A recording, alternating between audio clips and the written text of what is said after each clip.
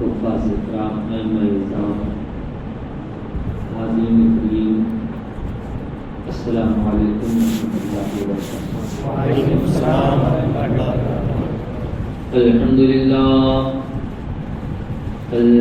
للہ الذی قدم الاخلاق والارضین وبعث نبینا وحبیبنا ووکیلنا وکفیلنا ومولانا ومطوانا وملجانا محمدا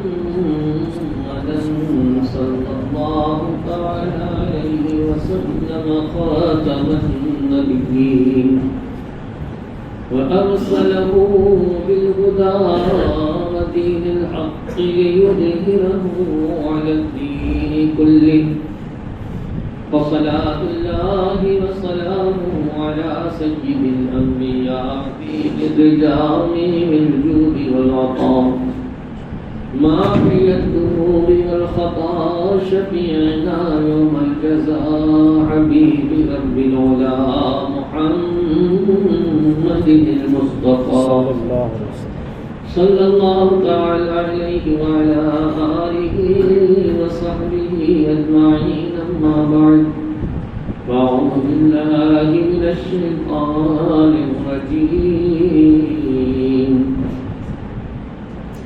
بسم الله الرحمن الرحيم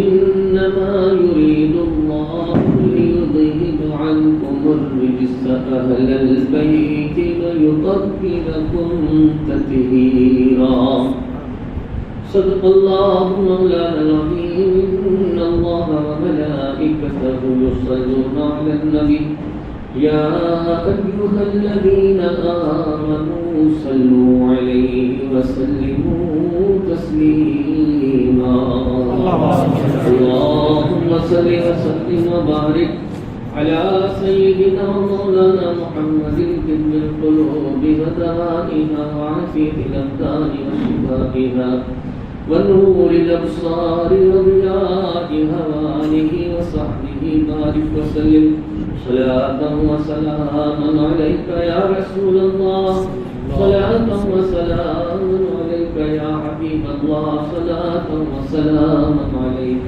يا خير خلق الله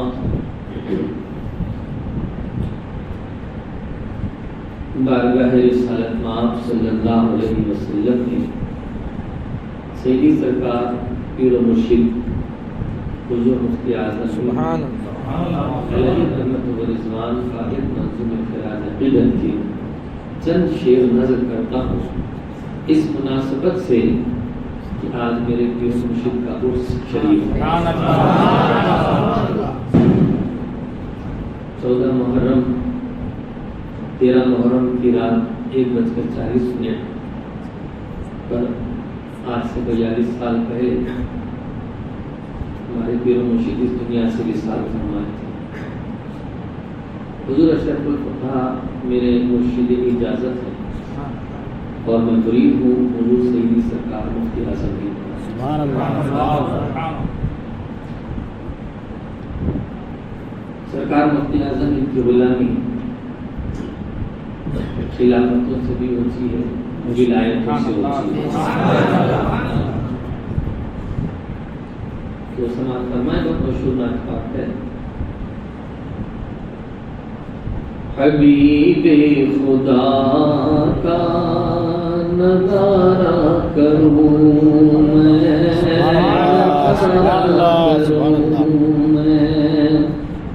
حبیب خدا کا نظارہ کروں میں، نظارہ کروں میں، دل و جان ان پر نثار کروں میں، اگر ہاتھ آئے میرے تخت شاہی، اگر مجھے بادشاہت کا تخت مل جائے اگر ہاتھ آئے میرے تخت شاہی تیری کشف پا پر نثارا کروں میں دل و جان پر نثارا کروں میں نثارا کروں میں یہ ایک جان کیا ہے اگر ہو کرو یہ ایک جان کیا ہے اگر ہو کرو ہر ایک جان ان پر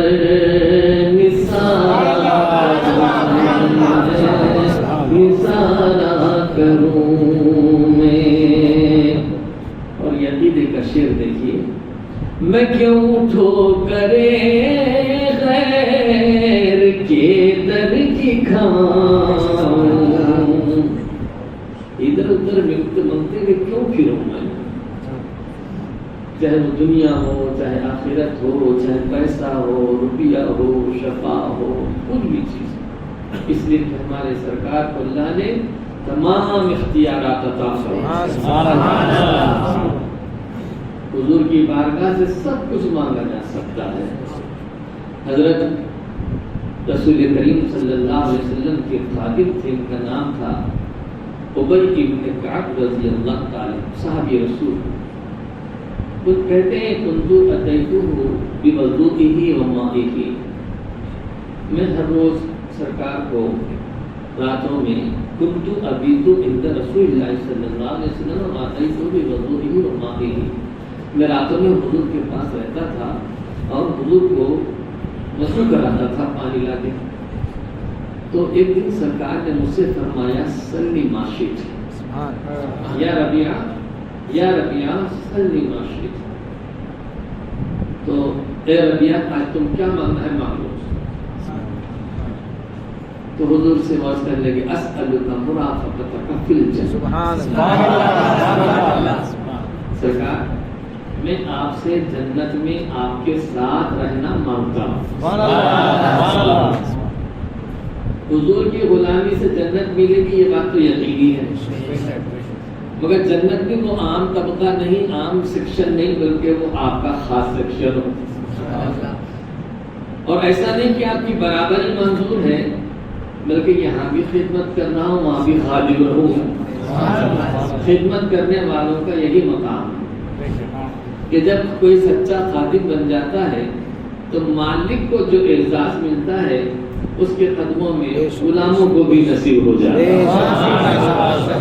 حضرت کعب ربیعہ بن کعب رضی اللہ تعالیٰ عنہ سرکار اقدس صلی اللہ علیہ وسلم سے جنت مانگ کر یہ بتا دیا آپ نے کہ حضور سے سب کچھ مانگ سکتے.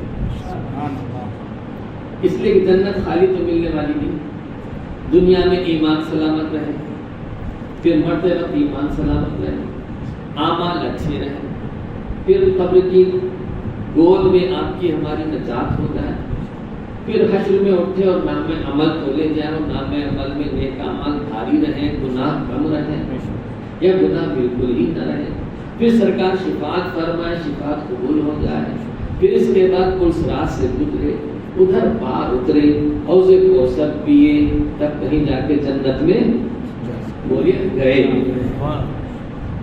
حضرت ربیعہ بن کعب رضی اللہ تعالیٰ عنہ نے حضور سے جنت مانگ کر پوری دنیا کو بتا دیا میں نے صرف جنت مانگا یہ مت سمجھنا, بلکہ میں نے یہ ساری چیزوں کی ضمانت مانگی. ساری چیزوں کی ضمانت مانگی. اب جنت کیا ہے, یہ آخری اسٹیج ہے جہاں جنت باپ سے بڑا ہے کہ نہیں, بولو بیٹے سے بڑی ہے کہ نہیں, بڑی ہے. دنیا کی دولت سے بڑی چیز ہے کہ نہیں, بڑی ہے. ہماری جان سے بڑی چیز ہے کہ نہیں, بڑی ہے. جب اتنی بڑی چیز حضور دے سکتے ہیں تو چھوٹی چھوٹی چیز کیوں نہیں دے سکتے. اسی لیے کہ ہمارے سرکار سب کچھ دے سکتے ہیں، ادھر ادھر پھر کے ماننے کی کیا ضرورت ہے؟ بھروسہ رکھو رسول پہ، توکل کر کے بیٹھ جاؤ، انشاءاللہ رسول اللہ ضرور عطا فرمائیں۔ سرکار مفتی اعظم بھی بارگاہ رسالت میں عرض کیا کرتے ہیں تو دیکھو، میں کیوں ٹھوکرے غیر کے در کی کھاؤں، میں کیوں ٹھوکرے غیر کے در کی کھاؤں، تیرے در سے اپنا گزارا کروں میں، تیرے در کے ہوتے کہاں جاؤں پیارے، یا رسول اللہ تیرے در کے ہوتے کہاں جاؤں پیارے، کہاں جا کے دامن پسارا کروں میں، تیرے در کہاں جا کے دامن پسارا کروں میں۔ اور یہ بھی شعر سے غور سے سنیے، فرشتے جو پوچھے میرا دین و ایمان، میرا دین و ایمان، فرشتے جو پوچھے، فرشتے جو پوچھے میرا دین و ایمان، تمہاری جانب اشارہ کروں میں، تمہاری جانب اشارہ کروں میں، اشارہ کروں میں، دمے واپسی تک تیرے گیت گاؤں، یا رسول اللہ دمے واپسی تک تیرے گیت گاؤں، تیرے دمے واپسی تک تیرے گیت گاؤں، محمد محمد پکارا کروں میں، پکارا کروں میں، محمد محمد پکارا کروں میں، پکارا کروں میں۔ اعلیٰ حضرت عظیم البرکت اپنے ملفوظات میں ذکر فرماتے ہیں، الحمدللہ میرا ایمان اب اس قدر مطمئن ہے اور میں اپنے ایمان پر اس قدر اطمینان یافتہ ہوں کہ اگر میرے دل کو دو ٹکڑے کریں گے تو ایک پر اللہ لکھا ہوگا تو دوسرے پر محمد لکھا ہوگا۔ یہ تو سرکار اعلیٰ حضرت کا ارشاد ہے، اور سرکار مفتی اعظم کیا کہتے ہیں یہ دیکھیں، خدا ایک پر ہو تو ایک پر محمد، خدا ایک پر ہو تو ایک پر محمد، اگر قلب اپنا دوبارہ کروں، دوبارہ کروں میں، خدا ایک پر ہو تو ایک پر محمد، اگر قلب اپنا دوبارہ کروں میں، دوبارہ کروں میں، خدا خیر سے لائے وہ دن نوری۔ صدر مفتی اعظمین کے پیر و مرشد کا نام احمد نوری مارحروی تھا، اسی نام کی مناسبت سے آپ اپنا تخلص نوری استعمال کرتے تھے، اور اس شعر میں لفظ بہارا کروں، بہارا کے معنی جھاڑو دینا، خدا خیر سے لائے وہ دن بھی نوری، مدینے کی گلیاں بہارا کروں میں، مدینے کی گلیاں بہارا کروں میں، بہارا کروں میں۔ چنانچہ جب سرکار مفتی اعظم حج کے لیے تشریف لے جا رہے تھے، پہلا حج تو آپ نے بغیر فوٹو کے ہی کیا تھا، جب تک فوٹو کا لزوم نہیں تھا، کمپلسری نہیں تھا۔ سیکنڈ ٹائم جب آپ حج کو جا رہے تھے تو فوٹو کمپلسری ہو گئی تھی۔ آپ نے کہا اگر فوٹو کھینچوانا ہے تو میں اس کو نہیں کروں۔ اللہ اکبر۔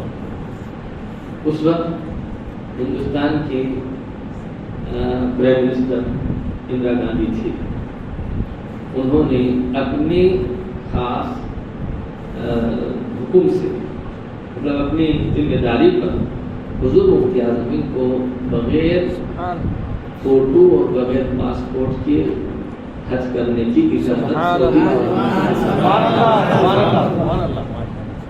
اور جب حج کو تشریف لے گئے تو آپ کے جو ساتھ خدام تھے، لوگ تھے، وہ بتاتے ہیں کہ آپ وہاں کے جھاڑو دینے والوں سے، مسجد نبی کی جھاڑو دینے والوں کے ہاتھ سے جھاڑو لے کر مسجد نبی کو جھاڑو دیا کرتے ہیں۔ دوستو، یہ رسول اللہ صلی اللہ علیہ وسلم کی محبت ہے، اور یہی محبت قیامت میں کام آنے والی چیز ہے، اور یہ محبت ہمارے لیے ہمارے ایمان کا ایک حصہ ہے۔ ساری چیزیں مسلمان ہونے کے بعد آدمی پر بعد میں لازم آتی ہے، لیکن رسول کی تعظیم اور رسول کی محبت کلمہ پڑھتے ہی واجب اور ضروری ہو جاتی ہے۔ جیسے رسول اللہ صلی اللہ علیہ وسلم کی تعظیم اور حضور کی محبت کسی بھی کلمہ پڑھنے والے کو کلمہ پڑھتے ہی لازم اور ضروری ہو جاتی ہے، ویسے ہی حضور اکرم صلی اللہ علیہ وسلم کے فرمان کے مطابق اہل بیت کی محبت بھی ضروری ہو جاتی ہے، صحابہ کی محبت بھی ضروری ہو جاتی ہے، حضور کے اولاد کی محبت بھی ضروری ہو جاتی ہے۔ اور یہ ساری محبتیں ضروری اس لیے ہیں کہ بغیر ان کی محبت کے رسول کی محبت مکمل نہیں ہوتی، حضور کی محبت مکمل نہیں ہوتی۔ حضور کی محبت اسی وقت کامیاب ہے، اسی وقت مکمل مانی جائے گی جب رسول اللہ صلی اللہ علیہ وسلم کے اہل بیت سے بھی محبت ہو، رسول اللہ صلی اللہ علیہ وسلم کے صحابہ سے بھی محبت۔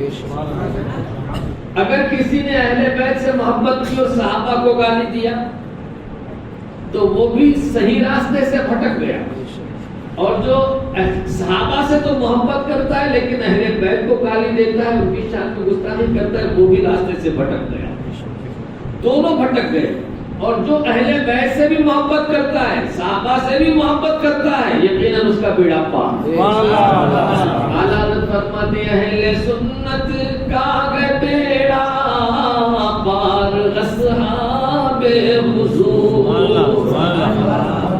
اہل سنت کا ہے بیڑا پار اصحاب حضور، نظم ہے اور نام ہے عطرت رسول اللہ کی۔ سبحان اللہ، سبحان اللہ۔ حضور نے فرمایا ہے کہ مثل اہل بیتی مثل سفینۃ نوح، میرے اہل بیت کی مثال نوح علیہ السلام کی کشتی کی طرح ہے۔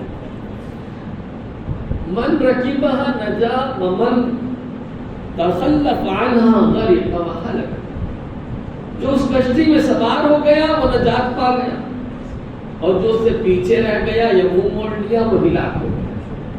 ہاں وہ ان کا بیٹا ہی کیوں نہ ہو، وہ ہلاک ہو گیا۔ قرآن کہتا ہے کہ حضرت نوح علیہ السلام کا بیٹا اس کشتی میں سوار ہونے سے انکار کیا، پانی میں ڈوب گیا اور مر گیا۔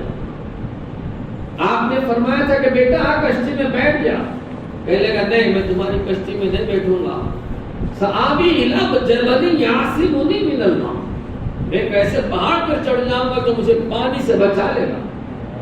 حضرت نوح علیہ السلام نے فرمایا یا بنی لا عاصم اليوم من امر اللہ، اے میرے بچے آج اللہ کے عذاب سے کوئی بچانے والا نہیں۔ قرآن فرماتا ہے وحال بینہم الموج فکان من المغرقین، ایک موج اٹھی، حضرت نوح علیہ السلام دعا کرنے لگے یا اللہ یہ میرا بیٹا ہے، یہ میرا بیٹا ہے، اس کو بچا لے، تو نے وعدہ فرمایا ہے کہ نوح جو تمہارا ہے میں اس کو بچا لوں گا، یا اللہ یہ میرا بیٹا ہے اس کو بچا لے۔ تو اللہ نے فرمایا کہ نہیں یا نوح انہ لیس من اہلک انہ عمل غیر صالح، اللہ نے فرمایا نوح وہ تمہارا بیٹا نہیں ہے، وہ بد عمل ہے، وہ بیکار گناہگاری کے کام کرنے والا ہے، وہ تمہارا بیٹا نہیں ہے۔ قرآن فرماتا ہے وحال بینہم الموج فکان من المغرقین، اور ایک بڑی موج اٹھی دونوں کے باپ بیٹے کے بیچ میں، اور اس نے آپ کے بیٹے کو ڈبا دیا۔ اس کے برخلاف آپ دیکھیں کہ نوح علیہ السلام جب طوفان ختم ہو گیا تو ایک طرف نکلے تھے، آپ کی ایک ماننے والی کلمہ پڑھنے والی نبی کا احترام کرنے والی ایک گڑیا تھی، وہ روز چرخہ کاٹتی تھی، بازار میں بیچتی تھی، اس سے زندگی گزارتی تھی۔ حضرت نوح علیہ السلام نے اس سے کہا کہ دیکھ طوفان آنے والا ہے، اس نے کہا اللہ کے نبی آپ مجھے بتا دیجئے کب آنے والا ہے تو میں جب آپ کے ساتھ چلوں۔ آپ نے فرمایا پانی کا ایک میں نے گھر بنایا ہے، پانی پہ چلنے کا ایک گھر بنایا ہے، تو آ کے اس میں بیٹھ جا، کہنے لگی اللہ کے نبی آپ مجھے بتائیے میں آ کے بیٹھ جاؤں۔ ہوا یہ کہ اس نے ایک دن حضرت نوح علیہ السلام سے کہا کہ میں نے سارا سامان باندھ کے رکھا ہے، کہا جب آئے گا تو بتاؤں گا۔ اتفاق یہ ہوا کہ نوح علیہ السلام جب طوفان آیا تو آپ سے بھول ہو گئی، نبیوں سے یہ ممکن ہے، اس کو ظہول کہتے ہیں، آپ سے بھول ہو گئی اور وہ آپ طوفان آیا، طوفان بچا، بیٹا ڈوب گیا، سب غرق ہو گیا، پوری زمین پر جاندار چیزیں ختم ہو گئی، صرف وہی چیزیں باقی رہی جو آپ کی کشتی میں موجود تھی۔ ایک دن آپ طوفان کے ختم ہونے کے بعد نکلے تو اس گاؤں کی طرف نکلے جہاں وہ گڑیا رہتی تھی، جا کر دیکھا تو گڑیا بیٹھی چرخہ چلا رہی ہے۔ جو ہی گڑیا نے آپ کو دیکھا کہا اللہ کے نبی چلو سامان میں نے تیار کر رکھا ہے۔ حضرت نوح علیہ السلام کہنے لگے طوفان آیا، بہت بھینکر طوفان آیا، پوری زمین ڈوب گئی، 6 مہینے تک زمین ڈوبی رہی پانی میں۔ کہ لئے کیسا طوفان آیا، میرے آنگن میں پانی تک نہیں آیا، میرے آنگن میں پانی تک نہیں آیا۔ ایمان والا اگر ہے، اگر حضرت نوح علیہ السلام بارگاہ الہی میں عرض کریں کہ الہ العالمین کیا ماجرا ہے، تو اللہ فرمائے گا کہ نوح تم بھول گئے مگر میں نہیں بھولتا، میں بھول سے پاک ہوں، وہ تیری امتی ہے میری نباندی ہے، تیرا کلمہ پڑھتی ہے میرا بھی کلمہ پڑھتی ہے، اے نبی تجھے مانتی ہے تو مجھے بھی مانتی ہے، تو بھول گیا تو کیا ہوا میں نے بچا لیا، اور ایسے بچایا کہ اس کا گھر بھی بچا، اس کا باڑا بھی بچا، اس کا آنگن بھی بچا، اس کا آس پاس بھی بچ گیا، یہ بھی خبر نہیں ہو سکی اس کو کہ طوفان آیا کہ نہیں آیا، گیا کہ نہیں گیا۔ حضرت نوح علیہ السلام کا بیٹا حالانکہ ان کا اپنا تھا مگر وہ ڈبا دیا گیا، حالانکہ اس عورت نے کچھ نہیں کیا تھا، ان کا کلمہ پڑھ لیا تھا، محبت کر لی تھی، تو اس اللہ تبارک و تعالیٰ نے اس کی حفاظت فرما لی۔ یہ بات ہمارے لیے سبق ہے کہ اگر نبی کو سچے دل سے مان لو، چاہے کہیں بھی رہو، اللہ کا وعدہ تم تک آنے والا ہے۔ اللہ نے وعدہ فرمایا تمہارے جنت کا، وہ فرماتا ہے اللہ ولی الذین آمنوا یخرجهم من الظلمات الی النور، اللہ مسلمانوں کا دوست ہے، اللہ مسلمانوں کا مددگار ہے، اور انہیں جہنم سے جنت کی طرف لے کر چلتا ہے۔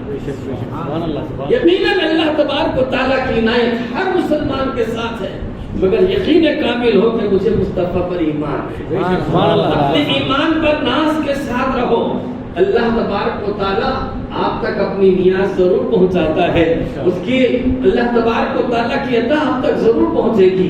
عزیزان گرامی، میں تو عرض یہ کر رہا تھا کہ حضرت نوح علیہ السلام کی کشتی، اللہ کے نبی فرماتے ہیں میری اولاد نوح علیہ السلام کی کشتی کی طرح ہے، جو اس میں بیٹھ گیا وہ پار ہو گیا، نجات پا گیا۔ جیسے نوح علیہ السلام کے زمانے میں لوگ طوفان سے بچنے کے لیے اس کشتی میں بیٹھ گئے تھے اور وہ پار ہو گئے، نجات پا گئے۔ اللہ کے حبیب اپنے قیامت تک آنے والے تمام غلاموں سے یہ فرما رہے ہیں اگر قیامت کے دن کی نجات چاہتے ہو تو میرے اہل بیت کی کشتی میں سوار ہو۔ اچھا جو کشتی بات کیا، کشتی میں جو بیٹھتا ہے خود وہ کشتی میں چھیڑ نہیں ڈال سکتا، ڈالے گا کیونکہ اسے معلوم اگر ڈالوں گا تو میں بھی ڈوب جاؤں گا، دوسرے ڈوبیں گے نہیں، کشتی ڈوبے گی تو میں بھی ڈوب جاؤں گا۔ حضور نے اسی لیے کشتی کی مثال بھی دی ہے اور کشتی میں سوار ہونے کا بھی حکم فرمایا ہے۔ جو کشتی میں سوار ہوا امام حسین کی برائی نہیں کر سکتا، جو کشتی میں بیٹھا ہے اہل بیت کو گناہگار ثابت نہیں کر سکتا، جو کشتی میں بیٹھا ہوا ہے وہ کبھی اللہ کے رسول کے خاندان پر کوئی غلط انگلی نہیں اٹھائے گا بلکہ اس کشتی کی بچانے کے لیے کوشش کرے گا۔ اگر کوئی آندھی اٹھے گی تو اس کا مقابلہ کرے گا، طوفان آئے گا تو اس کے لیے ڈھال بن جائے گا، اس کو کشتی کو بچانے کی کوشش کرے گا۔ اس لیے کہ کشتی بچانا ہمارا کام نہیں ہے بلکہ کشتی بچ گئی تو ہم بچ گئے، کشتی بچ گئی تو ہم بچ گئے، اگر کشتی لٹ گئی تو ہم لٹ گئے۔ آج ہم دیکھ رہے ہیں وہابی، تبلیغی، ذاکر نائکی، یہ سب امام حسین کے خلاف میں یزید کو امیر المومنین کہتے ہیں، یزید کو رحمت اللہ علیہ کہتے ہیں۔ اس کو رحمت اللہ علیہ کہنا ہی اس بات کا ثبوت ہے کہ ان کو امام حسین سے دشمنی ہے، بیر ہے۔ وہ یہ سمجھتے ہیں کہ امام حسین کا اقدام غلط تھا، ان کا کام غلط تھا، ان کی جنگ غلط تھی، یا ان کا ارادہ غلط تھا، یا ان کا منشا غلط تھا۔ اللہ کرے اللہ تبارک و تعالی خوب جانتا ہے اور خوب اللہ تبارک و تعالیٰ نے واضح فرما دیا ہے کہ امام علی مقام کا پوزیشن کیا ہے۔ اگر وہ یہ کہتے ہو تو ہم ان سے صرف ایک ہی بات کہیں گے، تم یہ دعا کرو کہ کل قیامت میں تمہارا حشر یزیدیوں میں ہو۔ ہم یہ دعا کریں کہ یا اللہ ہمارا حشر امام حسین کے غلاموں میں، جو جدھر ہے ادھر جانے والا ہے۔ اس لیے سرکار نے ایک مرتبہ فرمایا تھا، حضرت سیدنا علی رضی اللہ تعالیٰ عنہ حدیث کے راوی ہیں، فرماتے سیدنا علی کرم اللہ تعالیٰ وجہ کریم، حضور نے فرمایا جنت میں سب سے پہلے میں جاؤں گا۔ پھر حضرت علی نے کہا کہ پھر اس کے بعد فرمایا فاطمہ، حسن، حسین جائیں گے، اس میں مولا کائنات بھی ہے۔ تو حضرت سیدنا علی رضی اللہ تعالیٰ عنہ نے فوراً سوال کیا، وَمُحِبُّونَ، اور جو لوگ ہم سے محبت کرتے ہیں وہ فرمایا وَهُمْ فِي وَرَائِكُمْ، وہ سب تمہارے پیچھے پیچھے جنت میں ہیں۔ تو جو ان کے چاہنے والے ہیں وہ تو ان کے پیچھے پیچھے جنت میں جائیں گے، ان کے لیے نجات ہے، اور ہم کشتی میں سوار ہیں۔ اس لیے ہماری ذمہ داری ہے کہ جو ہماری کشتی کو اور کشتی کے نگہبان کو، کشتی کے ملاح کو، کشتی کی تیرنے کو، کشتی کی سمت کو غلط ثابت کرنے کی کوشش کرے گا، اس کا مقابلہ کرنا ہمارا کام ہے۔ اور اگر اتنا نہیں ہو سکتا تو کم سے کم اس کے ویڈیو کو نہیں دیکھنا چاہیے، اس سے دور رہنا چاہیے، ایسوں کی صحبت سے بچنا چاہیے، اس لیے کہ جو برائی ہے وہ جلدی سے دل میں اثر کر جاتی ہے، جو برائی ہے آدمی کو جلدی اپنی طرف کھینچ لیتی ہے، نیکیاں آدمی کو کم مائل کرتی ہیں، اس کو کم اٹریکٹیو کرتی ہیں، جو غلط بیان ہوتے ہیں وہی آدمی کو بہت زیادہ نقصان پہنچاتے ہیں۔ ایسوں کی صحبت سے بچنا، ایسوں کی ویڈیو سے بچنا، ایسوں کے پاس بیٹھنے سے بچنا، یہ ہمارے اپنے ایمان کے لیے ضروری ہے۔ اس لیے کہ ہمارا ایمان شیشے کا ہے، پتھر کا نہیں ہے۔ وہ پتھر کے وہ صحابہ اکرام تھے جن کو ہزاروں پتھر مارے گئے، حضرت سیدنا بلال کو پتھر مارا گیا، وہ ہنستے تھے، پتھر مارتے تھے لوگ، وہ ہنستے تھے۔ لوگ پوچھنے لگے بلال تم کو جب پتھر مارتے ہو تو کیوں ہنستے ہو؟ کہتے ہیں جب تم پتھر مارتے ہو تو مجھ پر اللہ کی رحمت اترتی ہے۔ وہ ایمان تھا ان کے پاس، وہ طاقت تھی ان کے پاس۔ ہمارے ایمان بالکل شیشے کی طرح ہے، اگر تھوڑا سا بھی اس کو کریک آ گیا تو ٹوٹ جائے گی، ذرا سا بھی اس کے اندر خرابی آئے گی تو اس کے اندر صورت دکھنا ختم ہو جائے گی، اور اس کی اچھائی جو ہے وہ سب کی سب ملیا میٹ ہو جائے گی۔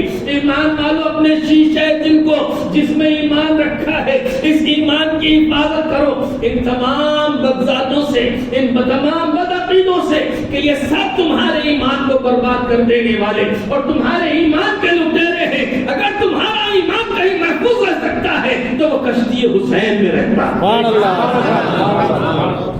تو جو کشتی میں سوار ہوتا ہے وہ کشتی کا مخالف نہیں ہو سکتا، کشتی جس سمت میں جا رہی ہے اس کا بھی مخالف نہیں ہو سکتا، کشتی جو چلا رہا ہے اس کا بھی مخالف نہیں ہو سکتا، اس لیے کہ اگر کشتی کے چلانے والے کا مخالف ہو جائے تو بھی نقصان ہے، کشتی جس سمت میں چل رہی ہے اس سمت کا مخالف ہو جائے تو بھی نقصان ہے، کشتی میں اگر سوراخ کرے گا تو بھی اس کا نقصان ہے۔ ہماری کشتی کا نگہبان حضرت امام حسین ہے، مولا کائنات ہے، سیدہ زہرا ہے، امام حسن ہے، تمام 12 امام ہے۔ یہ 12 امام کیوں؟ آسمان پہ 12 برج ہیں، سبحان اللہ، آسمان پہ کتنے برج ہیں؟ اب اللہ سے پوچھو والسماء ذات البروج والیوم الموعود، قسم ہے اس آسمان کی جس پہ برج ہیں، برج والے آسمان کی قسم۔ تو برج کہتے کس کو ہے؟ کوئی برج 30 خط کا ہے، کوئی برج 31 کا ہے، کوئی برج 28 کا ہے۔ اسی لیے فروری کتنے دن کا ہوتا ہے؟ اگست کتنے دن کا ہوتا ہے؟ کتنے دن کا؟ 31 دن۔ اچھا جولائی گیا، یہ کتنے دن کا ہے؟ یہ بھی 31 کا۔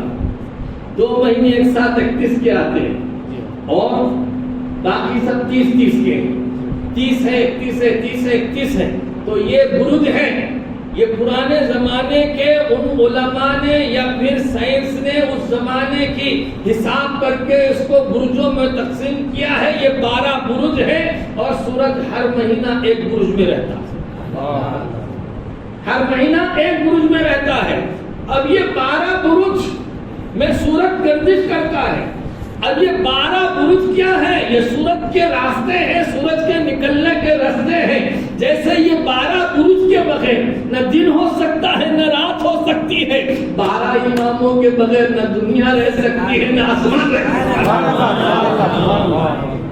اسی لیے 12 امام، اسی لیے سرکار کا ارشاد سنو، حضور فرماتے ہیں کہ آسمان کے لیے ستارے آسمان کی امان ہے۔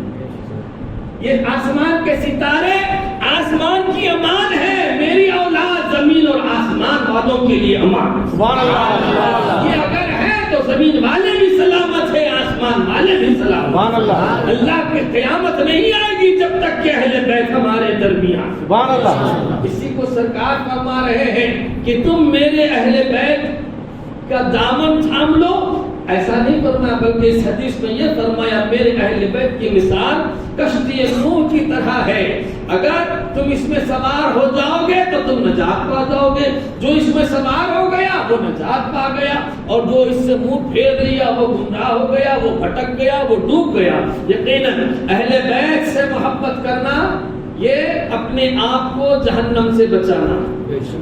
دیکھو دوستو، میں ایک بات اکثر کہتا ہوں، اللہ کے حبیب صلی اللہ علیہ وسلم کا ارشاد ہے جب حجۃ الوداع کے موقع پر میرے اور آپ کے آقا صلی اللہ تعالی علیہ وسلم نے حج فرمایا، ایک ہی حج کیا سرکار، اور وہ تھا 10 سن ہجری کا۔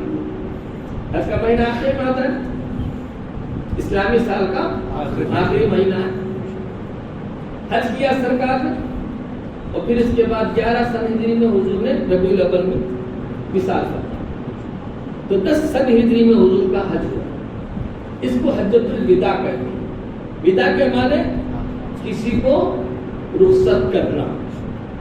حضور نے اس دن جب حج کیا تھا تو تمام اپنی امت کو رخصت کا جملہ فرما دیا تھا کہ آج ہم لوگ یہاں جمع ہوئے ہیں، پھر آئندہ ہم لوگ اس طرح جمع ہوں گے یہ نہیں معلوم، میں تمہارے درمیان رہوں گا یا نہیں معلوم.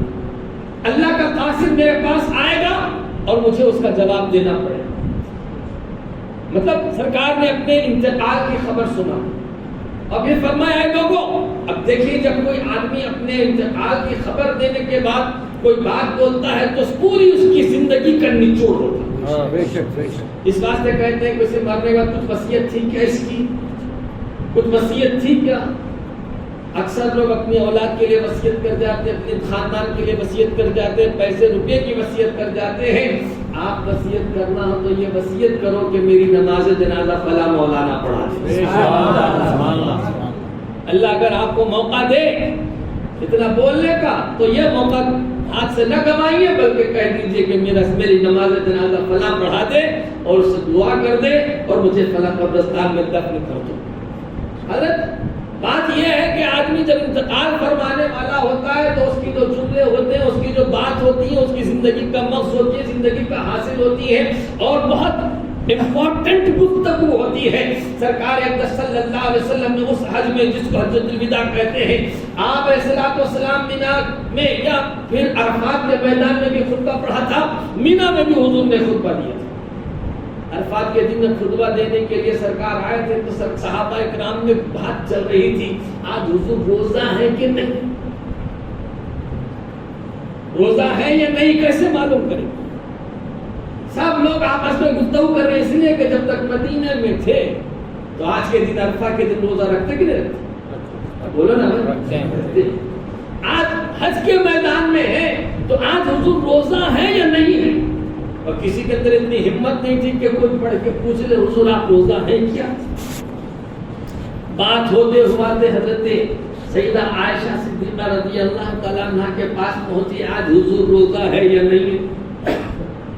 تو وہ بھی کتنے عقل سلیم کی مالک تھی. وہ میں نے کہا پریشانی کی کیا بات ہے سرکار، ابھی اونٹ پہ سوار ہے، میں پیالہ بھیج دیتی ہوں دودھ کا پیالہ اماں جان نے خادم کے ہاتھوں سرکار کی خدمت میں پہنچا دیا. سرکار نے دودھ پی لیا، سب کو اطمینان ہو گیا کہ حضور روزہ نہیں ہے. صحابہ کیسے مزاج کے تھے، حضور کے کیسے پہچانتے تھے، سرکار سے ان کا کتنا گہرا تعلق تھا اس کا اندازہ لگائیے. اس وقت سرکار نے ایک خطبہ مینا میں بھی دیا تھا، ایک خطبہ عرفات کے میدان میں بھی دیا تھا. تو جو خطبہ دیا اس خطبے میں جو آخری خطبہ ہے، اس خطبے کے آخری جو جملے تھے وہ حضور اکرم صلی اللہ علیہ وسلم فرماتے ہیں ترکت فیکم الثقلین، میں تمہارے درمیان دو بھاری بھرکم چیزیں چھوڑ کے جا رہا ہوں. ہلکی پھلکی نہیں ہے، ایسی یہ بہت بھاری ہے، بیٹے بل ہیں. اس لیے کہ جو بیٹے بل ہوتا ہے وہ ہوا سے ہلتا نہیں ہے، طوفان اس کو ہلا نہیں سکتا، آندھیاں اس کو ہلا نہیں سکتی، زلزلے اس کو ہلا نہیں سکتے. وہ ایسا وزنی ہے کہ اسے کوئی ہلا ہی نہیں سکتا، جیسا تھا ویسا ہی رہتا ہے. وہ کون ہے ایسا بھاری بھرکم؟ تو فرمایا کتاب اللہ، سبحان اللہ، اللہ کی کتاب. اور حضور نے فرمایا کہ تمسکو بھی، اس کو مضبوطی سے تھا. ایک حدیث میں آیا کہ اس کو اپنے مضبوط دانتوں سے پکڑ، خوب مضبوطی سے. پھر اس کے بعد قرآن مجید کی تلاوت کی حضور نے بڑی تعریف فرمائی اور اس کی اہمیت اجاگر فرمائی. کیسا قرآن ہے آپ بولیے. جب سے اترا ہے اس کا مقابلہ کرنے کے لیے پہلے ابو جہل کافروں کی فوج چلی، مگر وہ اپنی جگہ ٹس سے مس نہیں ہوا، جیسا تھا ویسے ہی ہے. پھر زمانہ بدلا اور زکات کا انکار کرنے والے اٹھے. قرآن اپنی جگہ ٹھہرا ہوا ہے. خارجی نکلے، قرآن اپنی جگہ ہے. ناصبی نکلے، قرآن اپنی جگہ ہے. شیعہ نکلے، قرآن اپنی جگہ ہے. وہابی نکلے، اپنی جگہ ہے. ایسا کس سے مس نہیں ہوتا، ایسا پہاڑ، ایسا مضبوط پہاڑ ہے کہ دنیا کے ہزاروں طوفان آ گئے مذہب پر، اسلام پر ہزاروں طوفان آ گئے. اور کہیں آپ دیکھیں گے کہ جس وقت رشیا کی حکومت، رشیا نے اپنی یونائٹڈ فارم کیا تھا، اس وقت جتنے ممالک تھے ایسے جگہ جہاں پر امام بخاری کا مزار ہے بخارا میں، اور وہ رشیا میں چلا گیا تھا، آذربائیجان رشیا میں تھا، یہ سارے اسلامی ممالک تھے، مسلمانوں کی اکثریت تھی۔ وہاں پر جب کمیونسٹ حکومت فارم ہوئی اور رشیا نے اس پر قبضہ کیا تو مسلمانوں کے مدرسوں کو بند کیا، مسجد کو بند نہیں کیا، مدرسوں کو بند کر دیا۔ جب مدرسے بند ہو گئے تو مسجد کو خود بخود تالا پڑ گیا، اس لیے کہ جب مسجد سے نماز پڑھانے والا نہیں نکلے گا، مدرسے سے قرآن کا حافظ نہیں نکلے گا، علماء نہیں نکلیں گے تو مسجد چلائے گا کون؟ آئے گا کون؟ اذان دے گا کون؟ بلائے گا کون؟ دعا کون کرے گا؟ خطبہ کون دے گا؟ آج یہ عالم ہے، جبکہ رشین کمیونسٹ گورنمنٹ سے رشیا ٹوٹ گیا، وہ ممالک آزاد ہو گئے، قزاقستان آزاد ہو گیا، ازبکستان آزاد ہو گیا، آپ کو چچینیا آزاد ہو گیا، اور تقریباً تمام بخارا آزاد ہو گیا۔ لیکن آج یہ آج کی حالت ہے کہ قرآن پڑھنے والا نہیں مل رہا ہے، قرآن پڑھنے والا نہیں مل رہا ہے، مگر قرآن کی جو محبت ہے اپنی باقی، قرآن کی جو ان کے دلوں میں محبت ہے اپنی باقی ہے۔ اور اب وہاں پہ قرآن کی تعلیم کا دورہ شروع ہو رہا ہے، 70 سال تک قرآن کو ہاتھ لگانے نہیں دیا، اور جو ہی وہ بادل ہٹا مسلمان پھر قرآن پر ٹوٹ پڑ رہے ہیں، قرآن سے جلب کر رہے ہیں، قرآن پڑھ رہے ہیں، قرآن پڑھا رہے ہیں۔ کیسا بہا، کیسا مضبوط بھاری بھرکم اللہ کے رسول فرما رہے ہیں، سرکتو فیکم مستقل ہے، میں تمہارے درمیان دو بھاری بھرکم چیزیں چھوڑ کر جا رہا ہوں، یہ ایسے بھاری بھرکم ہے کہ یہ ہلیں گے نہیں، اگر تم اس کو پکڑ کے رہو گے تو تم بھی نہیں ہلو۔ سبحان اللہ۔ دیکھیے جو چیز مضبوط ہوتی ہے اس کو جو پکڑ لیا وہ بھی مضبوط ہو جاتا ہے۔ ایک مرتبہ بہت آندھی چلی، خوب آندھی چلی، بڑے بڑے پیڑ گر گئے، کھیت اڑ گئے، گھروں کی ٹینیں اڑ گئی، کار اڑ گئے، فلاں اڑ گیا، فلاں اڑ گیا۔ مگر میں جب نکلا آندھی ختم ہونے کے بعد ایک پتا ایک پہاڑ کے نیچے پڑا ہوا تھا، جیسا کا ویسا۔ میں نے پوچھا ٹین اڑ گئی، کار اڑ گئی، ہاتھی اڑ گئے، جاندار اڑ گئے، بڑی بڑی بلڈنگیں گر گئی، تیرا کچھ نہیں ہوا، تو کیوں ایسا جہاں تھا وہیں پر ہے؟ کہنے لگا مجھے مت دیکھو، میں تو تنکا ہوں، کوئی بھی ہوا مجھے اڑا کر لے جاتی، مگر میرے سر پہ ایک بھاری بھرکم پتھر رکھا ہوا ہے، جب ہوا اس کو نہیں اڑا سکی تو مجھے کیا اڑا سکتی؟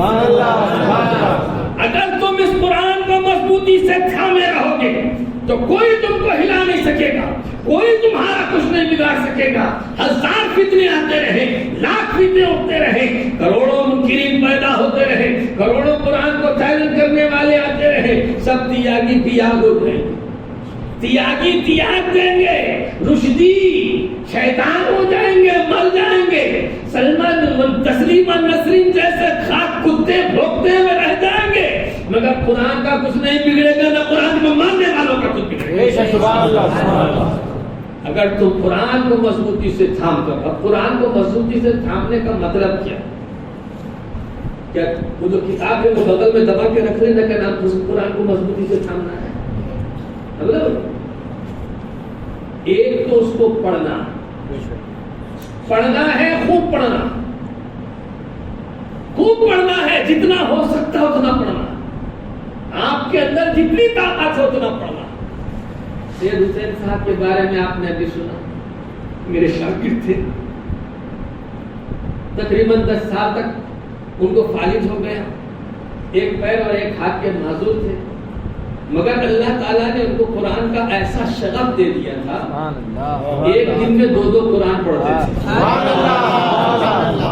رات کے 2 بجے سے اٹھ جاتے اور دن کے 12 بجے قرآن ختم ہو جاتا، 9 بجے 8 بجے 12 بجے ختم ہو جاتا، پھر شام ہوتے ہوتے عشاء تک پھر قرآن ختم پڑھتے، قرآن کثرت سے پڑھتے تھے۔ اللہ تعالیٰ ان کے چہرے کو بعد انتقال، حالانکہ ایکسیڈنٹ ہو گیا، کچھ لوگوں نے غلط افواہیں اڑائی، یہ ہو گیا وہ ہو گیا، صورت نہیں دیکھ سکتے، فلاں نہیں دیکھ سکتے، معاذ اللہ رب العالمین، رسول اللہ کا عاشق، سبحان اللہ، امام حسین کا عاشق، سبحان اللہ، حسین پاک کا عاشق، سبحان اللہ، اور ایسا عاشق خدا کی قسم جب بھی اس کو ضرورت پڑتی، جب بھی سنیت کو ضرورت پڑتی، وہ گھر سے باہر نکلتا، اپنے پیچھے کون ہے یہ نہیں دیکھا، مجھے کون سہارا دے گا، کون میرے آ کے مدد کرے گا، کون آ کے میری رہنمائی کرے گا، ایسا نہیں ہوا، بلکہ وہ جب بھی ضرورت پڑی ہے سنت کے لیے، جس حال میں ہے اسی حال میں اٹھ گئے اور فوراً میرے ساتھ چل پڑے، اور جہاں گئے ہم دونوں مل کر گئے۔ الحمدللہ اللہ کا کرم ہے، وہ سید کی نیک نیتی تھی کہ جہاں ہم نے قدم رکھا وہاں کامیابی۔ سبحان اللہ، ایسے کئی ہمارے لیے مثالیں ہیں۔ دوستوں میں کہہ رہا ہوں کہ قرآن مجید کو مضبوطی سے تھامنے کا مطلب یہ ہے کہ پہلے قرآن پڑھو، خوب پڑھو۔ آپ حضور اشرف الفقہا کا بھی تذکرہ سننے والے ہیں نا، ہمارے اشرف الفقہا، ہمارے استاد، ہمارے آقائے نعمت، اور جن کے ہم پروردہ ہیں، جنہوں نے ہم کو پالا ہے، ان کی سب سے بڑی صفت بتاؤں، وہ قرآن بلا ناغہ پابندی سے پڑھتے تھے۔ کبھی کبھی ایک ایک پارہ، کبھی کبھی دو دو پارہ، کبھی کبھی 5-10 پارے بیٹھ لیا کرتے، اور کبھی ناغہ نہیں ہوتا۔ صبح ناشتہ کیا، بیٹھ گیا قرآن شریف پڑھنے کے، 2-3 گھنٹے تک وہ قرآن مجید ہی کی تلاوت کرتے تھے، کسی کو نقاب میں ملنے کی اجازت بھی نہیں تھی۔ اکثر و بیشتر آپ نے اگر ان کی تقریر سنی ہوگی تو کوئی سننے والا یہی سمجھتا تھا کہ یہ بڑے حافظ قرآن ہوں گے، اس لیے کہ جو بات کہتے تھے اس کے لیے قرآن کی شہادت قرآن کی آیت پیش کرتے تھے، اور یہ ان کو تاکید کی تھی ان کے پیر و مرشد حضور مفتی اعظم ہند رہے کہ قرآن پڑھنا چاہیے، قرآن پڑھو، قرآن خوب پڑھو۔ الحمدللہ ہمارے حضرت کی شان یہی تھی کہ وہ قرآن خوب پڑھتے تھے۔ ان کا چہرہ کیسا تھا آپ کو معلوم؟ جب ہم نے ان کو پہلے وقت میں دیکھا تھا جس وقت ان کی عمر 50 سال کی تھی، آپ نے ان کے بیٹے کو اگر دیکھا ہے تحسین اشرف کو، جو ان کا کلر ہے حضور اشرف الفقہا کا بھی وہی کلر تھا، مطلب سانولے تھے پہلے جب 50 سال کی عمر تھی، لیکن جیسے جیسے وقت گزرتا تھا ان کا چہرہ روشن ہوتا جاتا تھا، یہاں تک کہ جب وصال ہوا تو کوئی گورے سے گورا ان کے سامنے اپنا منہ نہیں دکھا سکتا۔ یہ نور تھا قرآن کا، یہ نور تھا سلسلے کا، یہ نور تھا ان کی ولایت کا، یہ نور تھا مصطفیٰ کا جو ان کے ظاہر اور باطن دونوں کو چمکا۔ عزیزان کرام، قرآن کو مضبوطی سے تھام، قرآن کے عقیدے کو مضبوطی سے تھام، قرآن کے عمل دیے ہوئے عمل کو مضبوطی سے تھام۔ قرآن کو مضبوطی سے تھامنے کا مطلب یہی ہے کہ قرآن پڑھو، قرآن کی باتوں کو مضبوطی سے تھامو۔ اسی قرآن کی ایک بات سنو، میں آج تم کو سناتا ہوں، تم نے بارہا سنی ہوگی، قرآن فرماتا ہے قُلْ لَا أَسْأَلُكُمْ عَلَيْهِ أَجْرًا إِلَّا الْمَوَدَّةَ فِي الْقُرْبَى۔ تم فرما دو اپنے امتیوں سے، لا اسألکم علیہ اجرا، میں تم سے کوئی بدلہ نہیں چاہتا، مطلب میں نے تم تک اللہ تعالیٰ کا کلام پہنچایا، اللہ کی وحی پہنچائی، اللہ کے احکام پہنچائے، اللہ کا دین پہنچایا۔ اس دین کو پہنچانے میں میں نے جو مشقتیں اٹھائیں، جو میں نے پریشانیاں جھیلی، جو مجھ پر مصیبتیں آئیں، جو میرے لیے رکاوٹیں بنی، جو لوگ اس سے دشمن ہو گئے، جو میری جان کے دشمن ہو گئے اور مجھے ستانے لگے، میری بچیوں کو طلاق دے دیا، میری بچیوں کو چھوڑ دیا، میرے دل کو دکھایا، میری زبان میرے دل کو دکھایا، میرے راستے بند کیے، میرے کھانے گھر کے راستے بند کر دیے، میرے کھانے پانی کے لیے مجھے ستایا گیا، ترسایا گیا، میں ان تمام مشکلوں کا، آفتوں کا، پریشانیوں کا کوئی تم سے بدلہ نہیں چاہتا، پھر إِلَّا الْمَوَدَّةَ فِي الْقُرْبَى، مگر میرے قریبی رشتہ داروں کی محبت تم سے چاہتا ہوں۔ دوستو یہ آیت قرآن میں ایک اکیلی ہی نہیں ہے، اس مضمون کی آیات حضرت نوح علیہ السلام سے بھی ہے، حضرت موسیٰ علیہ السلام سے بھی، حضرت ہود نے بھی کہا، حضرت صالح نے بھی کہا، حضرت یونس نے بھی کہا، اور حضرت داؤد نے بھی کہا، حضرت سلیمان نے بھی کہا۔ قرآن مجید میں اسی بے شمار آیات ایسی موجود ہیں جو بار بار تکرار کرتی ہوئی آتی ہیں، لا اسألکم علیہ اجرا ان اجری الا علی اللہ۔ ہر نبی نے اپنی اپنی قوم سے کہا میں تم سے کوئی بدلہ نہیں چاہتا اپنی رسالت کی خدمات کا، میرا بدلہ تو اللہ دینے والا ہے۔ ہر ایک نے یہ بات کہی اور اپنی طرف سے کہی، ہر نبی نے یہ بات کہی اور اپنی طرف سے کہی۔ مصطفیٰ جو کہہ رہے ہیں اپنی طرف سے نہیں، اللہ بلوا رہا ہے۔ اللہ کہتا ہے کہ محبوب تم کہہ دو۔ حضور یہ کہنے والے تھے یا نہیں الگ بات ہے، ہر نبی نے یہ بات کہی اور حضور نے خود نہیں کہا، بلکہ اللہ فرماتا ہے محبوب تم فرما دو۔ ہر نبی کی بات الگ تھی، اس لیے کہ آدم کے بعد ادریس تھے، ادریس کے بعد حضرت نوح تھے، نوح کے بعد ہود تھے، ہود کے بعد صالح تھے، صالح کے بعد حضرت یحییٰ، صالح کے بعد حضرت سیدنا ابراہیم تھے، ابراہیم کے بعد اسماعیل، اسحاق تھے، یعقوب تھے، اور یہ سلسلہ تھا کہ اگر ایک چھوڑ گیا تو دوسرا تھام لیا، ایک چھوڑ گیا تو دوسرا پکڑ لیا، ایک چھوڑا تو دوسرے کے ہاتھ سے گر گیا تو دوسرا اٹھا لیا۔ اے محبوب تم آخری ہو، تمہارے پاس کوئی نہیں ہے، اس لیے تم ایسا مت کہو ان اجری الا علی اللہ، میرا بدلہ تو اللہ دینے والا ہے، وہ تو دے گا ہی دے گا، لیکن اس بدلے سے ہٹ کر تمہاری امت کے لیے ایک چیز لازم یہ ہے کہ محبوب تم فرماؤ میں تم سے کوئی بدلہ نہیں مانگتا مگر میرے قرابت داروں کی محبت مانگتا، میرے قرابت داروں کی محبت۔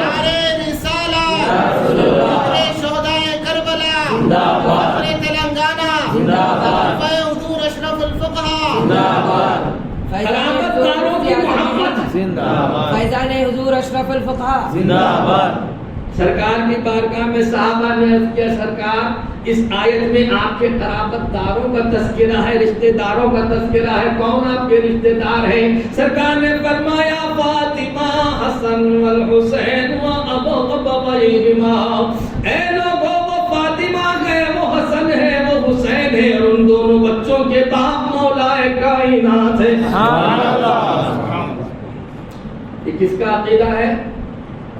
بولیے، قرآن کا عقیدہ، میرا نہیں، قرآن کا عقیدہ ہے کہ ان سے محبت کرو، اور اللہ مانگ رہا ہے، نبی نہیں، اور نبی سے کہلوا رہا ہے کہ نبی تم کہو، نبی تم کہو، نبی تم کہو، اور نبی تو وہ بول گئے، اور نبی تو یوں بول گئے، مگر محبوب تم تو اپنی طرف سے نہیں بولتے، میں تم سے بلواتا ہوں، اور تم کو یہ بولنا ہے کہ محبوب تم بولو مجھے اپنی محنت کا کوئی بدلہ نہیں چاہیے، الا المودۃ فی القربى، مگر میرے عزیز و اقارب کی محبت، میرے رشتہ داروں سے محبت۔ اب آپ سوچ رہے ہوں گے کہ رشتہ داروں کی محبت اللہ نے کیوں مانگی، یہ رشتہ داروں سے محبت کیوں مانگی؟ چلو آؤ حدیث کا دوسرا حصہ پڑھ لو کہ سرکار فرما رہے ہیں کیا، کہ سرکار فرماتے ترکت فیکم الثقلین، میں تمہارے درمیان دو بھاری بھرکم چیزیں چھوڑے جا رہا ہوں، ایک کیا ہے؟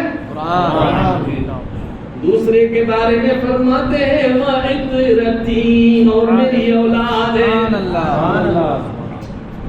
اور میری اولاد ہے، ما ان تمسکتم بہ لن تضلوا، جب تک تم ان دونوں کو مضبوطی سے تھامے رہو گے گمراہ نہیں ہوگے۔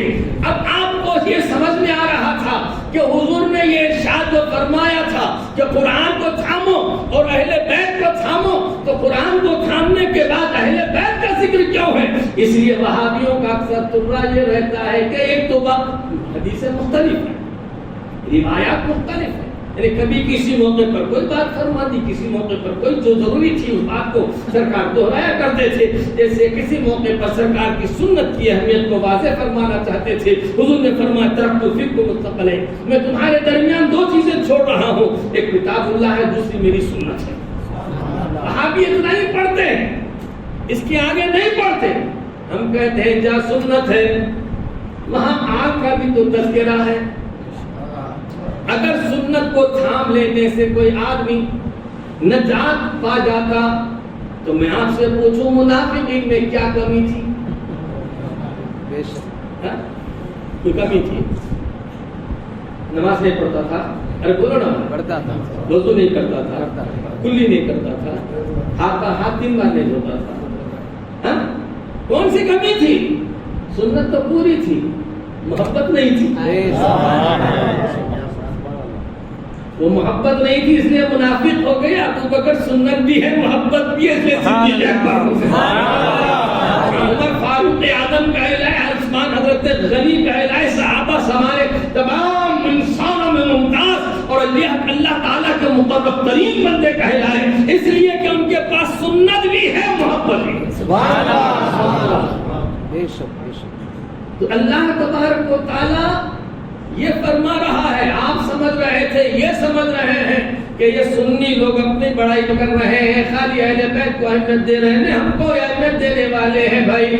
جو قرآن ہے اللہ کا ہے، جو قرآن ہے رسول کا دیا ہوا ہے، جو حدیث ہے وہ رسول کی دی ہوئی ہے، وہی قرآن جو اللہ نے حضور کو دیا ہے، وہی قرآن ہم سے مطالبہ کر رہا ہے۔ لا اسألکم علیہ اجرا الا المودۃ فی القربى، مگر اہل بیت کی محبت اللہ تبارک و تعالیٰ اپنی نبی کی زبان سے کہلوا رہا ہے۔ کیوں؟ اس لیے نہیں کہ اللہ کا کچھ فائدہ ہو جائے گا یا نبی کا کچھ فائدہ ہوگا۔ بولیے، امام حسین سے آپ اگر محبت کریں گے تو حضور کا کوئی ذاتی فائدہ ہے؟ ہو گیا؟ ہاں، ایسا ہو سکتا ہے کہ ایک پیر صاحب کے مرید تھے، ان کے ابا انتقال کر گئے، ان کا بیٹا آیا، آپ ان کے بیٹے کے مرید ہوئے۔ اب یہ ہو سکتا ہے آج کل چونکہ مرید ہونا پیسے کمانے کے لیے، پیر صاحب مرید کرتے ہیں پیسے کمانے کے لیے، اور مرید بھی مرید ہوتا ہے پیر صاحب سے تعویذ لینے کے لیے۔ نہ یہ ادھر سے مخلص ہے نہ وہ ادھر سے مخلص ہے، یہ بھی غرض میں ہی لگا ہوا ہے، وہ بھی غرض میں ہی لگا ہوا ہے۔ اب پیر صاحب بیت کرتے تھے، مرید کرتے تھے، ان کے بیٹے کو سجادگی مل گئی، ان کو بھی ایک روزگار دے کے مر گئے بابا جاتے جاتے۔ یہی چل رہا ہے ہمارے پاس۔ ابا مرید ہوئے تھے، وہاں جا کے میں مرید ہونا، دادا مرید ہوئے تھے، وہی خاندان میں مرید ہونا۔ ہمارے سنیوں کے ہمارے تلنگانہ کا ہی نظریہ، حالانکہ بے نمازی پیر کا مرید ہونا گناہ ہے۔ جو خود نماز نہیں پڑھتا تو ان کو نماز کیا پڑھائے؟ جاہل پیروں کا مرید ہونا اپنے آپ کو جہنم میں ڈالنا، اس لیے کہ وہ من مانے فتوے دے گا، تم بھی خود بھی گمراہ ہوگا، تم کو بھی گمراہ کرے گا۔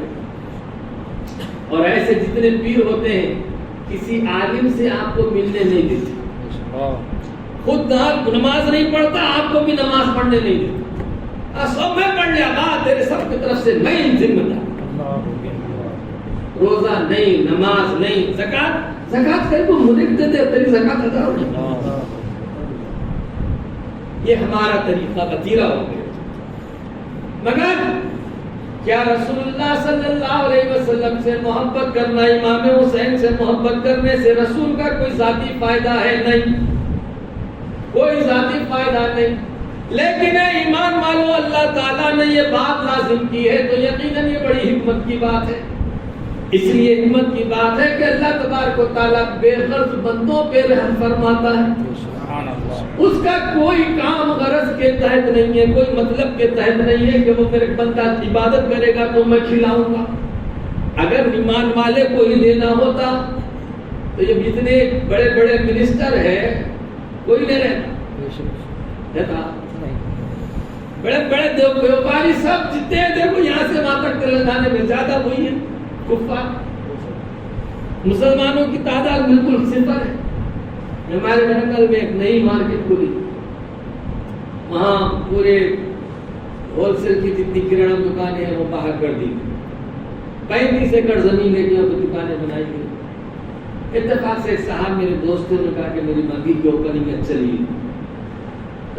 تقریباً 350 وہاں ملیاں بنی، کوارٹرز بنی، جس میں صرف 3 مسلمان، صرف 3 مسلمان۔ باقی سب تو پیسے کی وجہ اللہ تعالیٰ ایمان لانے پر پیسے دے گا، فلاں کرنے سے پیسہ دے گا، ایسا نہیں۔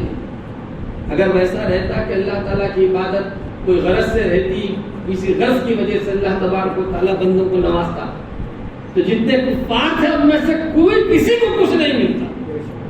یہ الگ بات ہے کہ مسلمان کو بظاہر کچھ نہیں دیا مگر بہت کچھ دیا۔ جتنے پیسے والے ہیں سب بیمار ہیں، یہ پیسہ جتنے کفار ہیں سب کے سب بیمار ہیں، دل کے بھی بیمار ہیں، جسم کے بھی بیمار ہیں، روح کے بھی بیمار ہیں، اور ان کی صبح پیسے کی فکر میں ہے، شام پیسے کی فکر میں ہے، اور جو پیسے دیتا ہے اسی کے سامنے سر جھکاتا ہے، جو ٹکٹ دیتا ہے اسی کو خدا بنا لیتا ہے۔ یہ سب کفار بکنے کی جگہ ہے، یہ سیاست بکنے کی جگہ ہے۔ آج ادھر تھا کل ادھر ہو گیا۔ اللہ نے مسلمانوں ہماری حفاظت فرمائی ہے، بظاہر ہمارے پاس کچھ نہیں لیکن بہت کچھ ہے، بہت کچھ ہے۔ اللہ ہے، اللہ کا رسول ہے، ایمان ہے، استقامت ہے اور بے فکری کی زندگی کی۔ یہ سب اللہ تعالیٰ کی عطا سے۔ تو اللہ تبارک و تعالیٰ بے غرض ہم پر احسان فرماتا ہے، بے غرض اس کی ہم پر بڑی عنایات ہیں، اس کے کام میں، اس کی بات میں کوئی جھول نہیں ہے، بڑا مطلب ہوگا۔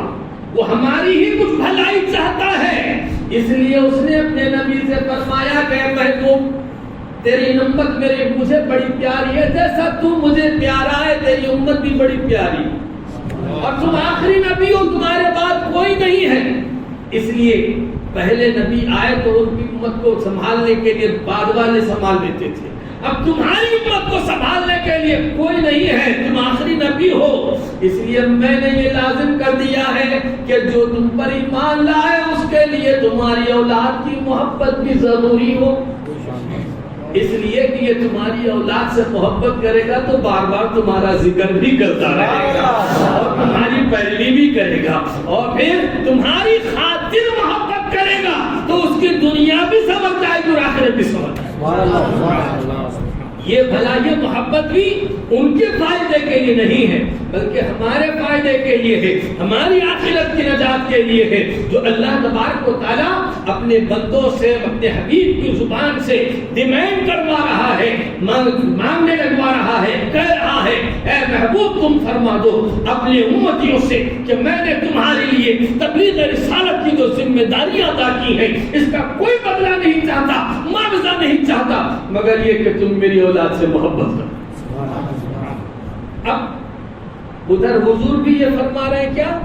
ترکتو فیکم الثقلین، میں نے تمہارے درمیان دو بھاری بھرکم چیزیں چھوڑی ہیں، کتاب اللہ، اللہ کی کتاب، وعترتی، اور میری اولاد۔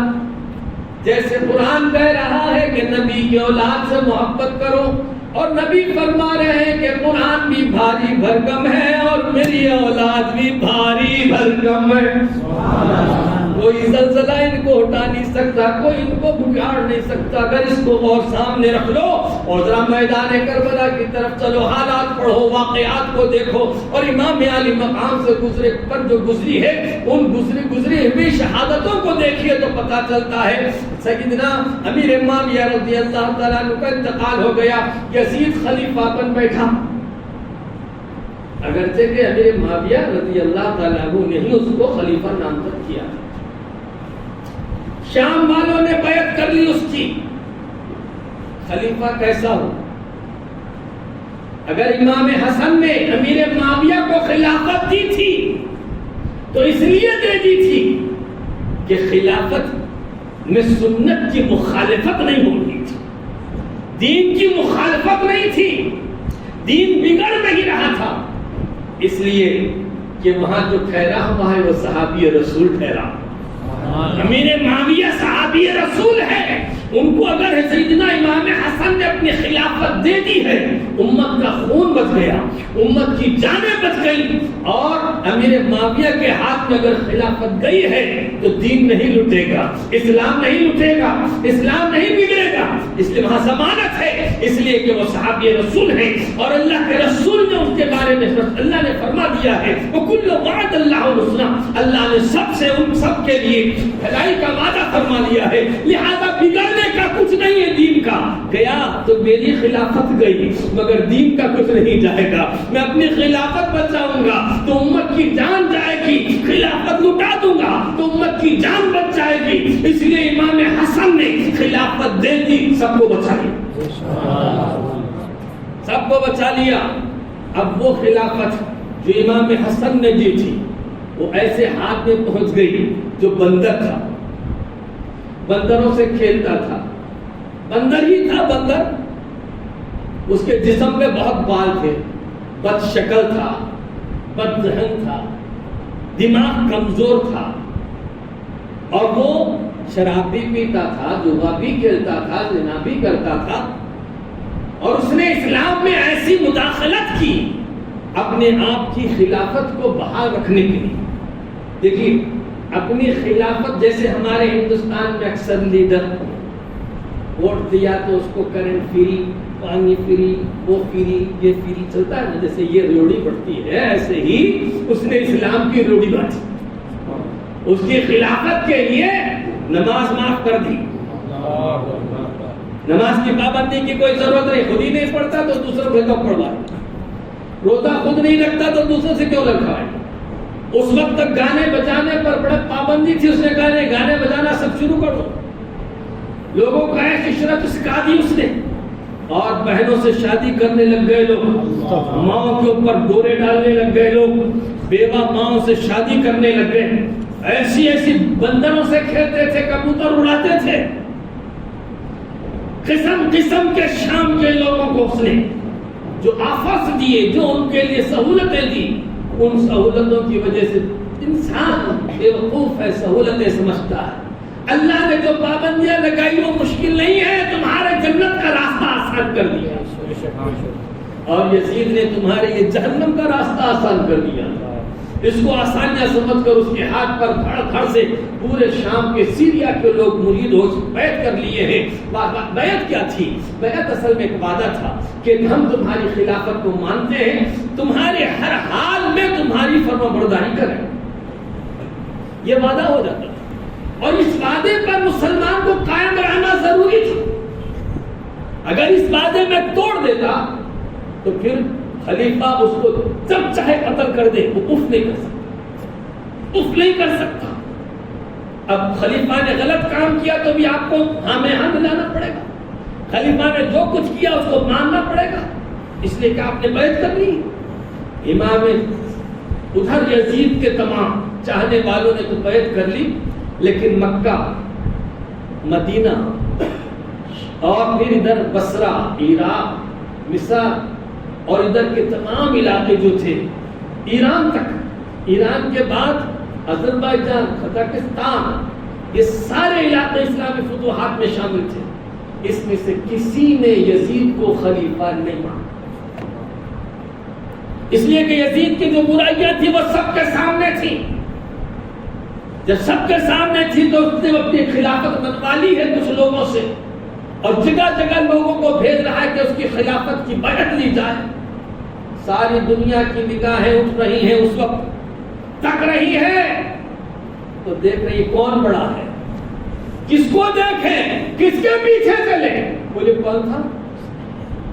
کون تھا؟ امام حسین، صرف امام حسین، ایک امام حسین ہی تھے، اور دوسرے صحابہ ہیں، وہ بڑے بڑے صحابہ ہیں، لیکن لوگ صحابہ سے ہٹ کر امام حسین کو دیکھ رہے تھے، اس لیے کہ امام حسین حضور کی سیرت ہے، سبحان اللہ، حضور کی صورت ہے، حضور کا خاندان ہے، حضور کا دیا ہوا دین ہے، حضور کے دین کو انہوں نے دین کو گھر سے پایا، دین کو ماں کی گود سے سمجھا، ان کا جو عزم استقلال ہے وہ سب سے بڑا ہے، ان کا فیصلہ ساری امت کے لیے بڑا ہے، اس لیے ساری دنیا، اسلامی دنیا جس نے یزید کی بیعت نہیں کی تھی وہ امام حسین کو تک رہے تھے، اے امام آپ جو کریں گے ہم وہی کریں گے۔ امام علی مقام مدینے میں تھے، آپ سے خلافت کا بیعت کا وعدہ کیا گیا، دعویٰ کیا گیا کہ آپ بیعت لیجئے، بیعت کیجئے یزید کی۔ آپ نے کہا نہیں، وہاں سے نکلے اور مکہ آ گئے۔ کیوں؟ اس لیے کہ اگر اس کو باطل کو، جھوٹے کو میں خلیفہ مان جاؤں تو اس کے ہر بات کو ماننا پڑے گا۔ وہ چوری کرے گا تو بھی اس کے اوپر ہماری مہر رہے گی، ہماری سگنیچر رہے گی۔ وہ ڈاکہ بھی ڈالے گا تو ہماری سگنیچر رہے گی، زنا بھی کرے گا تو وہ ہماری سگنیچر رہے گی کہ ہمیں اس کو جائز ٹھہرا، اور یہ کام ہو نہیں سکتا۔ امام علی مقام وہاں سے نکلے اور مکہ آ گئے۔ مکہ میں کوفے والوں نے بار بار خط لکھا کہ آپ اگر نہیں آئیں گے تو یزید کی بیعت کر لیں گے، اور یزید کی بیعت کر لیں گے تو قیامت کے دن آپ کو جواب دینا پڑے گا۔ ایک دو نہیں بلکہ 150 خط امام علی مقام کے پاس۔ امام صاحب نے فرمایا کہ میرے پاس عذر کی کوئی جگہ نہیں ہے۔ آپ نے بچوں کے ساتھ سفر کیا، کربلا جا رہے تھے۔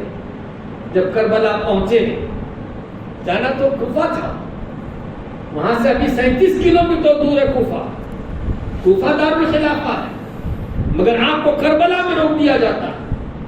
اور کربلا میں روکا گیا، وہ دن کون سا تھا؟ 3 محرم کا تھا۔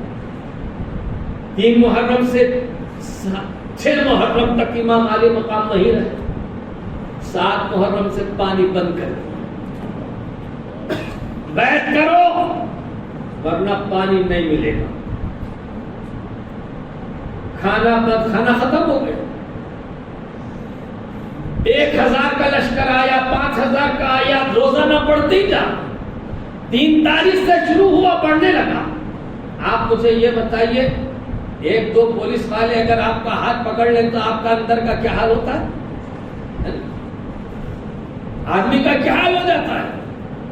صرف یہ پولیس کو دیکھ کر آپ یہ حال ہو جاتا ہے تو وہ تو لشکر تھا، فوج کی فوج چلی آ گئی۔ 5000 کا لشکر آیا، پھر 5000 کا آیا، پھر 5000 کا آیا، پھر اس کے بعد پھر 5000 کا آیا۔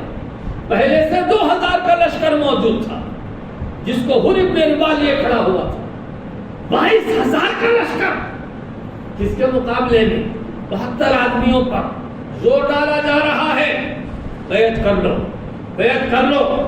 پانی نہیں ہے گھر میں، پانی نہیں ہے، بچے پیاسے ہو گئے، 3 دن سے کھانا بھی نہیں ہے عورتوں کو۔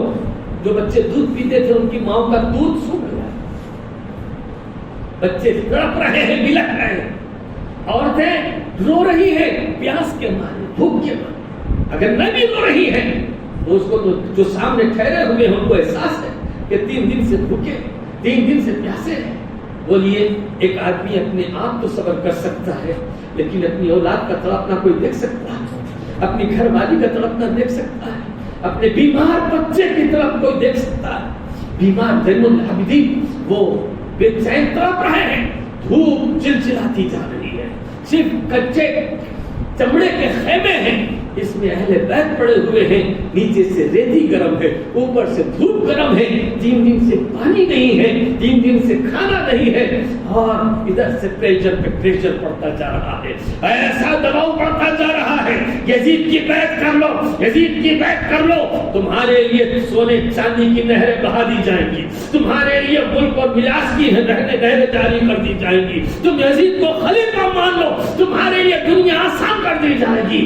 امام علی مقام کی جگہ اگر کوئی دوسرا ہوتا، اہل بیت کی جگہ اگر کوئی دوسرا ہوتا، کب کا بک گیا ہوتا، لیکن یہ اہل بیت ہے جس کو اللہ کے رسول فرمانے ترکتو فیکم الثقلین، میں تمہارے درمیان بہت بھاری بھرکم چیزیں چھوڑ رہا ہوں۔ بھاری قرآن کو دیکھ لیا، ایک بھاری حسین کو دیکھ لو، مضبوط حسین کو دیکھ لو، بچے پیاسے بلک رہے ہیں، اور عورتیں بھوکی ہیں، عورتیں بیمار، بچے بیمار بھی ہیں، دھوپ چلچلاتی جا رہی ہے۔ 1 دن 2 دن کی بات نہیں ہے، مسلسل 7 دن تک ستائے جا رہے ہیں، اور آخری بات یہ ہو رہی، حسین فیصلہ کرو، جنگ لڑو گے یا پھر یزید کی بیعت کرو؟ 9ویں ذی الحجہ تھی، 9ویں محرم تھی، یزید کی طرف سے جنگ کا نخارہ بجا دیا گیا، آج جنگ ہو جائے گی، جنگ ہو جائے گی، اعلان ہو گیا۔ امام علی مقام نے اس کو بلایا اعلان کرنے والے، آج تو لٹک جائے گا تب بھی میرا بال نہیں اکھاڑ سکے، میرا کچھ نہیں بگاڑ سکتا، ہمارا کچھ نہیں ہو سکتا، کل کا دن ہے ہمارا، کل کا دن ہے ہمارا، آج کا دن نہیں۔ بتا دیا یہ خوشخبری ہمیں بچپن سے ملی ہوئی، یہ نوید ہم نے سن کے زندگی گزاری ہے۔ اس آن کے بارے میں ہم تو بہت منتظر تھے، اس وقت کا انتظار کر رہے تھے، سوچ رہے تھے کہ کون قاتل ہوگا، مگر قسمت کی خرابی دیکھو کہ تم ہی لوگ اس کے علمبردار نکلے، تمہاری ماتھوں پر اس کا کلک لگنے والا ہے، تمہاری زندگیاں، تمہاری اولادیں پر برباد ہونے والی ہے، تمہاری آخرت ختم ہونے والی ہے، تم جہنم کے کنڈا بننے والے ہو، مگر آج نہیں کر سکتے، آج کچھ نہیں کر سکتے۔ اتنا سننے کے بعد وہ چلے گئے، اعلان ختم ہو گیا۔ جب دوسرے دن 10ویں ذی الحجہ ہوئی، امام علی مقام صبح چاشت کے وقت گھر سے باہر نکلے، یزیدیوں کی 22,000 کی فوج، امام علی مقام کے ساتھ صرف 72 آدمی، اس میں آپ کے غلام، آپ کے بھائی، آپ کے بھتیجے، آپ کے اپنے بیٹے، آپ کے اپنے غلام، آپ کے بھانجے، کوئی دوسرا نہیں تھا، کوئی دور کا نہیں تھا۔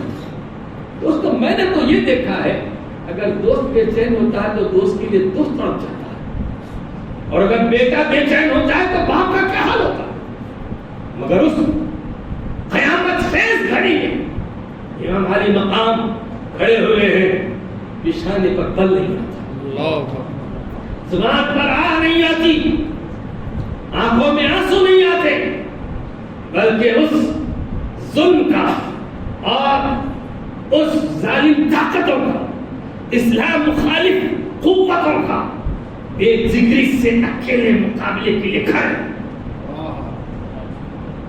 آپ نے کہا سب سارا معاملہ میرے سے لگا ہوا، مجھے جانے دو، مجھے جانے دو، میں لڑ لیتا۔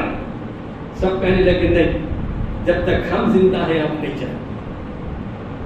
دوستو اگر ایسا ہوتا کہ امام پہلے شہید ہو جاتے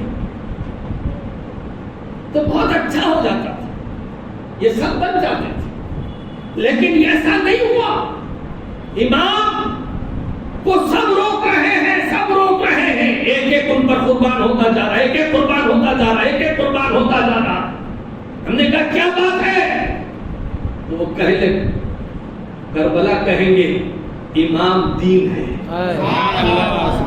کس پر جان دینے جا رہے ہو؟ تو کہا حسین پر جان دینے جا رہے ہیں۔ تم حسین سمجھتے ہو، ہم ان کو دین سمجھتے ہیں۔ ان کی محبت دین ہے، ان کی خدمت دین ہے، ان سے تعلق دین ہے، ان کے پیچھے رہنا دین ہے، اور ان کا نام لینا دین ہے، ان پر مرنا دین ہے، ان کے لیے جینا بھی دین ہے۔